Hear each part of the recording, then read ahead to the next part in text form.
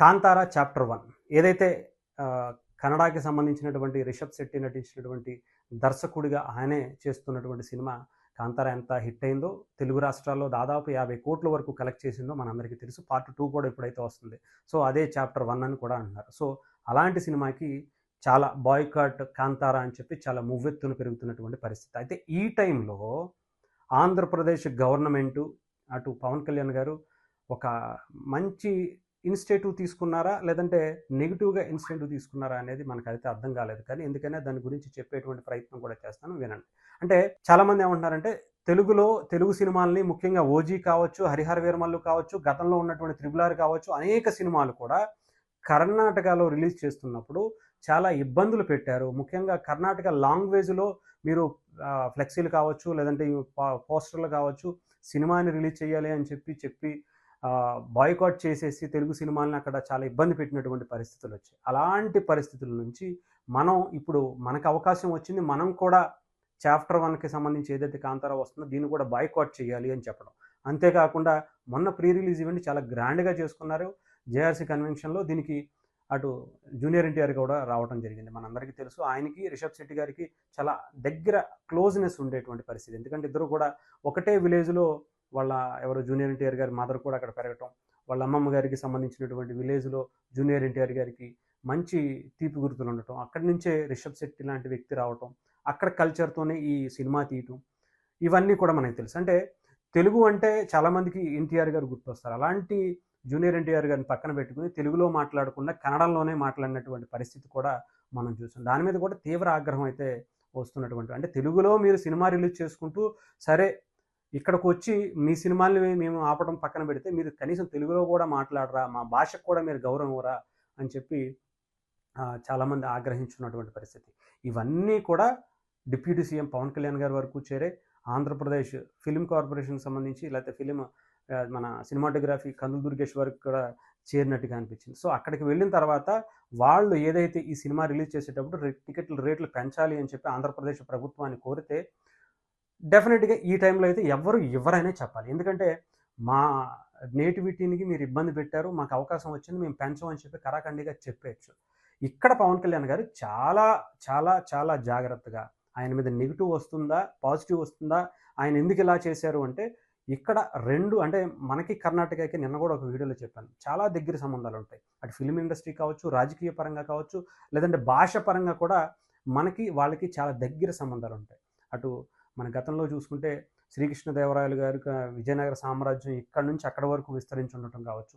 చాలా సంబంధాల్లో మనకి కర్ణాటకకి, కన్నడకి, మనకి తమిళ్‌కి కావచ్చు, ఇవన్నీ కూడా చాలా కలిసి కలగోలుపుగా ఉంటాయన్నమాట. ఇక్కడ ఉండేటువంటి పద్ధతులు, ఆచారాలు కూడా మనకి ఆల్మోస్ట్ సేమ్ అనే చెప్పాలి. అలాంటి పరిస్థితుల్లో ఇచ్చిపుచ్చుకునే ధోరణి ఉండాలి. వాళ్ళేదో రెచ్చగొట్టారు, వాళ్ళేదో మనల్ని బ్యాన్ చేశారని చెప్పి మనం కూడా అదే పని చేస్తే, మనం కూడా వాళ్ళని అవమానపరిస్తే మనకి వాళ్ళకి తేడా ఉంటుంది. వాళ్ళే తెలుసుకుంటారు. ఇప్పుడైనా సరే ఇది కరెక్ట్ సమయం నాకు తెలిసి. అందుకని వాళ్ళు అడిగిన దాన్ని మనం ఇద్దాం. డెఫినిట్‌గా ఇద్దాం. ఎందుకంటే వారి సినిమాకి కూడా ఇచ్చారు. వారి సినిమాకి కూడా పెంచుకునేటువంటి పరిస్థితి ఇచ్చారు. అలా అని చెప్పి హిందీలో మనల్ని ఎప్పుడు అవమానించలేదంటే అనేక సందర్భాల్లో. అసలు ఆళ్ళు అవమానించినటువంటి పరిస్థితులు చాలానే ఉన్నాయని చెప్పాలి. అది ఇప్పటి నుంచి కాదు. చిరంజీవి గారు, ఎన్టీఆర్ గారి దగ్గర నుంచి కూడా ఆ అవమానం అనేది అనేక దఫాలుగా జరుగుతూనే ఉంది. అలాంటి టైంలో వాళ్ళని మనం బ్యాన్ చేసేటువంటి పరిస్థితులు ఉన్నాయంటే ఇక్కడ మన జూనియర్ ఎన్టీఆర్ గారు వర్క్ చేశారు. కానీ ఇక్కడికొచ్చేటప్పటికి ఇప్పుడు అవన్నీ కూడా బారికేడ్స్. మన సినిమా ప్రపంచం కూడా మన బౌండరీలు దాటి విశ్వవ్యాప్తం అవుతున్నటువంటి ఈ తరుణంలో మనం వాళ్ళ సినిమాని ఆపడం కానీ, లేదా ఆ సినిమాకి టికెట్ల రేట్లు పెంచకుండా ఉండటం కానీ ఇవి మంచిది కాదు. వాళ్ళ భాష డెఫినిట్‌గా వాళ్ళు గుర్తింపు కావాలనుకుంటున్నారు. వాళ్ళకి సంబంధించింది అనుకుంటున్నారు. అలాగే మనం కూడా అక్కడ ఉన్నటువంటి రాజకీయ పరిస్థితులు, లేకపోతే సినిమా వాళ్ళకి సంబంధించి వాళ్ళతో చర్చిద్దాం. మన సినిమాలు ఏదైనా సరే సినిమా పరంగా సినిమాని సినిమానాలని చూడండి అని చెప్పి కోరదాం. వాళ్ళు దాన్ని ముందుకు తీసుకొచ్చి, వాళ్ళు దాన్ని మనకు రేపొద్దున్న ఏదైతే సినిమాలు రిలీజ్ అవుతాయో వాటిల్ని ఇబ్బంది పెట్టకుండా చూసుకునేటువంటి పని చేద్దాం. దీనికి మొదటిగా ముందడుగు నేనే వేస్తాను. దానికి ఇదే కాంతారా సినిమాని మనం ముందు పెడదామని చెప్పడం కూడా చాలా మంచి మూమెంట్‌గానే అనిపించింది. దీంట్లో చెడుగా తీసుకోవాల్సిన అవసరం కూడా ఏమీ లేదేమో అనిపించింది. ఎందుకంటే మనం గొడవలు పెట్టుకుంటా ఉంటే మన వాళ్ళు చాలామంది కర్ణాటక, బెంగుళూరులో ఎస్పెషల్లీ సెటిల్ అయిపోయి ఉన్నోళ్ళు చాలామంది ఉన్నారు. బళ్ళారి, రాయచూరు ఇలాంటి రాష్ట్రాల్లో, ఇలాంటి జిల్లాలో చాలామందే ఎక్కువ శాతం ఉండేటువంటి పరిస్థితులున్నాయి. అలాంటివి ఉన్నప్పుడు ఇవన్నీ కూడా పవన్ కళ్యాణ్ గారు చాలా రకాలుగా ఆలోచించినటువంటి పరిస్థితి ఈ కాంతారాకి సంబంధించినటువంటి టికెట్ల పెంపులో కనిపించింది. కొంతమంది దీన్ని ట్రోల్ చేయొచ్చు.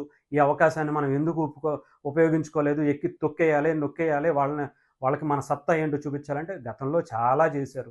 మనవాళ్ళు ఏమీ మనకంత తిరగబడేటువంటి చీము నెత్తురు గతంలో లేకపోగా ఇప్పుడే వచ్చేస్తే అది కరెక్ట్ కాదు. అంటే అది అక్కడ జూనియర్ ఎన్టీఆర్ గారికి ఫ్రెండ్ అనో లేదంటే ఇంకొకళ్ళనో మనం కక్ష సాధింపు ధోరణి అనేది చూపించడం అనేది కరెక్ట్ కాదు. ఎందుకంటే పునీత్ రాజ్ కుమార్ గారు కావచ్చు, వాళ్ళ శివరాజ్ కుమార్ గారు కావచ్చు, వాళ్ళ నాన్నగారు కావచ్చు, ఉపేంద్ర గారు కావచ్చు, సందీప్ కిచ్చా కావచ్చు, వీళ్ళందరూ కూడా తెలుగు అంటే చాలా ప్రాణం పెడతారు. అలాంటి అంత అవినాభావ సంబంధాలు ఉన్నటువంటి తెలుగు సినిమాని, కన్నడ సినిమాని కలిపే ఉద్దేశం ఉండాలి. ఇంకా వేరే స్థాయికి మనం ఇంకా గొప్పగా ఉండే స్థాయికి తీసుకువెళ్ళాలి తప్ప ఇలా గొడవలు పడి విభేదాలు సృష్టించుకోవడం వల్ల చాలా ఇబ్బందులు వస్తాయి. గతంలో కూడా మనం చూసాం. కావేరీకి సంబంధించినటువంటి జలాలకు అనుకుంటా కర్ణాటక కన్నడ అలాగే తమిళ వాళ్ళు కూడా గొడవలు పడుతున్నటువంటి పరిస్థితి. అలాంటి పరిస్థితులు మన తెలుగు ముఖ్యంగా కన్నడకి మనకి రాకూడదు. అలాంటి పరిస్థితులు మనకి తమిళకి కూడా రాకూడదు అనేటువంటి ఉద్దేశాలు కులాల్ని, మతాల్ని, భాషలను, ప్రాంతాలను కలిపేటువంటి అసలు సిసలైనటువంటి అమలు చేస్తున్నారేమో జనసేన సిద్ధాంతాలను ఈ రకంగా చూపిస్తున్నారేమో పవన్ కళ్యాణ్ గారు అని అనిపించింది. ఏదేమైనా ఇలాంటి నేను కూడా చాలా ఆవేశపడ్డాను నిన్న కూడా యాక్చువల్గా చెప్పాలంటే. ఇది మనకి కరెక్ట్ అయిన టైము, మనం కొడితే ఇలాగే కొట్టాలి, వాళ్ళకైనా ఎప్పుడు ఉండేది మనం కొట్టలేమా అని అనిపించింది. కానీ అంటే మన ఆలోచన మన కోపంలో మాట్లాడితే అక్కడ ఫేస్ చేసేవాళ్ళు చాలామందే ఉంటారు. అది సినిమా పరంగా కావచ్చు, అక్కడ పనిచేసేవాళ్ళు కావచ్చు, మన రిలేషన్ మన చుట్టమే ఉండాల్సిన అవసరంలా మన తెలుగువాడు ఎవరైనా సరే అక్కడికి వెళ్ళి పనిచేసుకునేటువంటి పరిస్థితి ఉంటుంది. అలాగే కర్ణాటక వాళ్ళు ఇక్కడికి వచ్చి చాలామంది సెటిల్ అయి పనిచేసుకున్నటువంటి పరిస్థితి, ఎస్పెషల్లీ హైదరాబాద్ లాంటి సిటీస్లో. సో ఇలాంటి వాళ్ళందరూ కూడా ఇబ్బంది పడేటువంటి పరిస్థితులు ఉంటాయి. అంటే అందుకనే నాకు తెలిసి పవన్ కళ్యాణ్ గారు లాంటి ఆలోచన, ఐడియాలజీ అంత తొందరగా ఎవరికి రాదు.